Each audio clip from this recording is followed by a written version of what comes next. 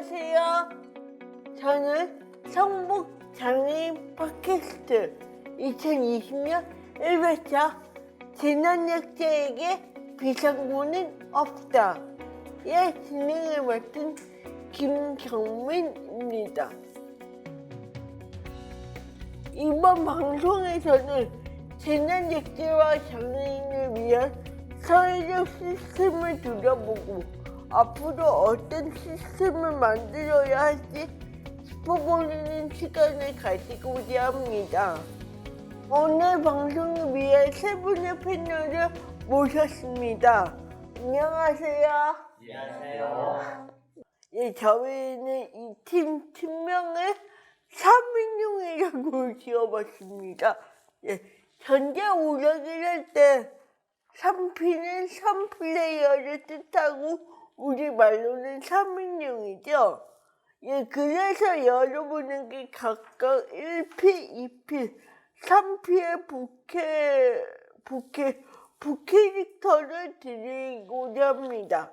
일단 강혜민 기자님은 1P, 현장 전문가 플래티스 할 때 1P를 드렸고요.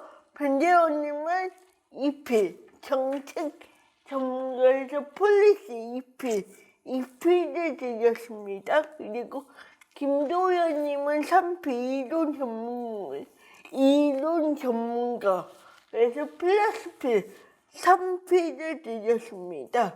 네, 그래서 앞으로 여러분은 이 부캐 1P, 2P, 3P 이 부캐로 부르도록 하겠습니다.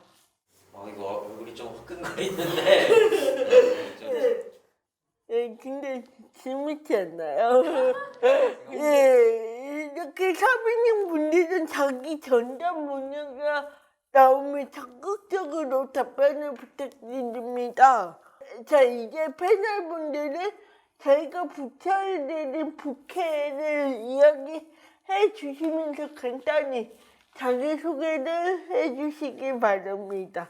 안녕하세요. 저는 이번 게임에서 1P를 맡은 장애인 인터넷 언론사 비마이너 편집장 강혜민입니다.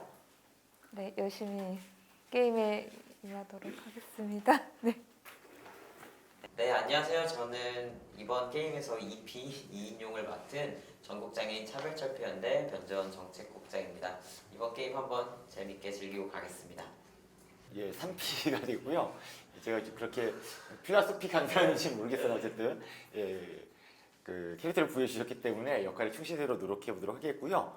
저는 지금 현재 노들 장애학 국리소가 우리 이제 장애인들의 어떤 차별철폐를 어떻게 잘해볼까 이런 걸 이제 고민하는 이제 담론이 장애학이라고 할 수 있는데 그거를 현장 중심으로 그러니까 이렇게 아카데믹하게 연구한다기보다는 좀 같이 이렇게 공리해본다 우리 이런 얘기 하잖아요. 그래서 이제 그런 의미를 담은 노들 장애학 국리소 활동하고 있습니다. 예, 김도현이라고 합니다. 저도 두 분과 함께 열심히 한번 뛰어보도록 하겠습니다. 벌써 기대가 되는데요. 근데 예, 전자오락에서는 한 판을 영어로 라운드라고 하죠. 예, 그래서 우리는 총 3라운드로 진행을 하겠고요. 예, 그럼 먼저 첫 번째 라운드 1라운드부터 시작을 해보도록 하겠습니다.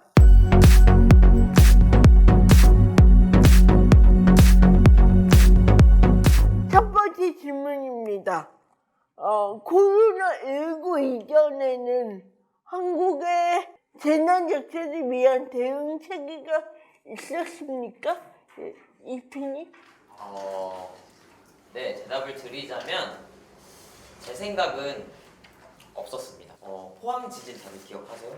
포항 지진 때 장애인을 위한 매뉴얼 없다는 얘기 정말 많이 들어보셨을 겁니다. 그리고 실제로 장애인 당사자들이 경상남도에 있는 장애인 당사자들이 정말 어려움을 많이 겪었어요. 이 지진이라는 것은 난 지진이야 내일 올게 이러고 나서 오는 게 아니라 갑작스레 오는 건데 이 지진에 대응할 수 있는 방법들이 전혀 마련되어 있지 않은 거예요. 활동 지원 서비스라는 게 현재 한국에서 24시간 제공되는 경우는 사실 거의 흔하지 않기 때문에 혼자 고립되어 있는 장애인이 홀로 있는데 지진을 맞이했을 때 그런 상황들, 그런 고립의 상황들, 위험의 순간들에 대해서 정부 차원의 이제 어떤 방안이 없었다 이런 문제가 있었고요. 그리고 또 두 번째로는 고성 산불 기억하세요? 한국에 최근에 산불들이 굉장히 많이 일어났었어요. 근데 문제는 산불이 일어나면 대피를 해야 되는데 대피를 하려면 우리가 이제 특히 청각장애인분들은 어떤 수어 통역이라던가 이 실시간으로 정보를 제공해 주는 게 굉장히 중요해요. 그런데 문제는 TV를 봐도 도저히 무슨 말인지 모르겠는 거죠. 아나운서들이 분명히 무슨 이야기를 막 긴급 특보라고 하는데 청각장애인들은 정보 접근권이 없기 때문에 이거 어디로 가야 되는 거지? 이게 무슨 일이 일어나는 거지? 그냥 화면에는 불이 나는 사진만 붙어 있고 이게 정말 내가 도망가야 되는 상황인가? 이런 것들에 대해서는 전혀 알려진 바가 없다는 거죠. 2015년 5월에 메르스 다들 기억하세요? 네, 중동호흡기 증후군 이렇게 부르기도 했었는데요. 이 메르스 사태 때 실제로 굉장히 그 무시무시한 일이 있었어요. 어떤 거냐면 신장장애인 분이 신장 투석을 하는데 같은 병원에서 메르스 확진자분이 나온 거예요. 그래서 본인도 자가격리 대상자가 되었고 주변과의 어떤 접촉을 완전히 끊어진 상태가 된 거죠. 근데 문제는 이렇게 됐을 때 활동 지원인과 그리고 가족의 도움을 도저히 받을 수가 없는 상황이 되게 이제 맞닥뜨리는 거죠. 혼자 고립된 이 상황 속에서 어떻게 생존할 수 있을까? 국가는 아무런 대책이 없었어요. 그래서 이분이 선택한 건 무엇인가 하면 스스로 병원에 입원하는 것. 그러니까 우리로 치면 시설에 들어가는 거죠. 사실 만약에 매뉴얼이 있었다면 본인이 가장 최적화된 본인의 거주 환경에서 자신의 어떤 보건의료 환경을 지킬 수 있었어야 됐을 거예요. 그래서 이러한 문제들 때문에 2016년 10월에는 장애인 차별금지 추진연대에서 장애 유형 대책 소송을 국가를 대상으로 했습니다. 그 요지는 뭐냐면요. 내놓아라. 매뉴얼. 그리고 장애인들이 장애 유형에 맞게 대책을 만들 수 있도록 국가는 책임져라. 이렇게 소송을 했는데요. 이게 이제 거의 한 4년이 지났어요. 그런데 아직까지도 제대로 된 게 나온 게 없습니다.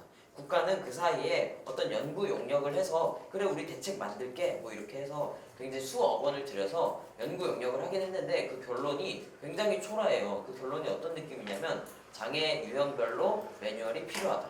뭐 이런 결론인데 그걸 모르겠냐고요. 그건 모두가 다 아는 내용인데 그런 식의 결론이 나오는 연구 용역 그리고 그 다음을 넘어서는 실질적인 매뉴얼이 존재하지 않기 때문에 이 한국에서 재난 약자를 위한 대응 체계는 없었다. 저는 이렇게 생각합니다. 제가 사실은 이제 노들 장애학 국리소가 이제 노들 장애인약의 이제 부설 기관이어서 제가 이제 노들 야학에 또 이제 교사 활동도 하거든요. 근데 이제 노들 야학도 일종의 이제 그 공공기관이기 때문에 1년에 한 번씩 이제 소방 안전 교육을 받아요. 예, 그러면 이제 소방서에서 이런 이제 교육 담당자분들이 와서 1번 형식 교육을 하는데 그럼 이제 저희가 교육을 받을 때 이제 그때 일반적인 내용을 해주시기 때문에 저희가 이제 물어보죠. 그러면 저희 노들 야학에는 장애 학생분들이 많은데 이럴 때 어떻게 해야 되죠? 라고 여쭤보면 사실 아무런 응답을 못 해주세요. 왜냐하면 아까 말씀드렸듯이 어떤 재난 상황, 그러니까 이게 화재라고 하는 재난 상황에서 실제로 어떤 안전 조치가 가능하고 어떤 식의 이제 대피가 이루어질 수 있고 뭐 어떤 연락망이 있어요. 이런 거에 대한 이제 매뉴얼이 말씀드린 전혀 없었기 때문에 사실은 그것이 국가 차원이든 지방자치단체 차원이든 아니면 이제 소방이라고 하는 그 공공기관 차에도 아무도 어디에도 그런 매뉴얼이 없었기 때문에 사실 이분도 모르는 거예요. 뭐 지진이 났어. 그러면은 이 휠체어 탄 사람을 계단으로 어떻게 안전하게 내려서 우리가 갈 것인가라고 할 때 그럼 이 사람의 장애 유형과 특성을 내가 알고 있어야 하잖아요. 그러면은 내가 이렇게 반사적으로 이렇게 딱 뭘 도구를 꺼내서 이렇게 딱 해야 해. 이게 라는 게 내 몸에 익혀져야 하는 거죠. 어떤 하나의 근육으로서. 그러려면은 정말 많은 훈련을 해야 하는데 사실 그렇게 훈련을 할 시간과 공간도 없고 그에 대한 어떤 지원도 없는 상황에서 그런 얘기를 들으면 들을수록 무력감만 더해지는 거죠. 아 그냥 지진 나면 죽어야겠구나 이러면서 여기가 무덤이구나 라는 생각을 갖게 되는 것 같아요. 코로나 이전 평상시에 장애인에 대한 지원 체계는 잘 되어 있었나? 질문하면 전혀 그렇지 않다. 이게 제가 말하고 싶은 정답입니다. 왜냐하면 저는 코로나라는 것이 사회를 변화시켰다고 생각하지 않아요. 이 사회를 드러냈다고 생각할 뿐이죠. 그런 점에서 우리 사회가 만약에 근육을 갖고 있었다면 저는 이러한 문제들 예컨대 고성 산불에서 정보 접근권이 없다거나 포항 지진에서 활동 지원인이 없어서 고립된다거나 아니면은 메르스 사태 때 어떤 자가격리자에 대한 의무 수칙이 없었다던가 아니면은 요 코로나19 사태 때 우리가 어떻게 치료받을 수 있고 보건권을 이제 접근할 수 있는지에 대한 이야기들 이런 것들이 전 일상생활에서 다 준비가 될 수 있었다고 봐요. 그런데 우리가 이제 평상시 그러니까 이 재난 이전에 장애인에 대한 지원 체계가 없다가 자 재난 시작 지금부터 해보자 뭐 해야 되지? 라는 게 저는 굉장히 좀 부자기스럽고 말도 안 된다 이런 생각이 많이 드는 것 같아요. 그래서 전국장애인 차별철폐연대 같은 경우도 그 이전부터 활동 지원 서비스 투쟁을 한다거나 장애인 이동 지원에 대한 투쟁을 한다거나 다 이런 것들이 평상시 장애인을 위한 지원 체계를 계속 확립하기 위한 지난 발걸음들이 아니었나 이런 생각이 들어요. 예, 그렇죠. 이제 전 또 이피님 말씀 듣다 보니까 이제 그 말이 되게 적확했다라는 생각이 드는데, 그러니까 이거는 코로나가 터지면서 뭔가 장애인에게 새로운 위기가 발생한 게 아니라 기존의 어떤 문제가 사실은 가시화됐을 뿐이다라는 거죠. 그러니까 이제 그럼 그동안 얼마나 이제 이 국가나 우리 사회가 이제 장애인 문제에 있어서 그다음 평소에 준비가 없었나라고 딱 드러나는 게 사실 이번에 이제 그 대구에서 이제 굉장히 많은 그 확진자가 나왔고 그래서 이제 이 환자들이나 아니면 이제 밀집 접촉자들에 대한 그 뭐라고 할까요? 이제 그 대피 시설 이런 것들이 부족하면서 이제 병원 말고 각 지자체별로 이제 격리 시설을 이제 운영하게 됐었단 말이에요. 근데 이제 굉장히 아이라는 건 사실은 우리가 화재가 났을 때 어떤 대피 시설도 사실은 장애인의 접근성이나 이런 것들이 안 되는 곳이 이제 굉장히 많았는데 이번에도 역시 황당했던 건 그런 각 지자체가 마련했던 이제 격리 시설들이 하다못해 이제 경사로도 없고 장애인이 화장실도 없고 이런 데를 시설을 만들어 이제 확보를 해놨어요. 그리고 이제 장애 확진자에 대한 격리 조치에는 그리로 가라 이런 이제 지침이 이제 내려온 거죠.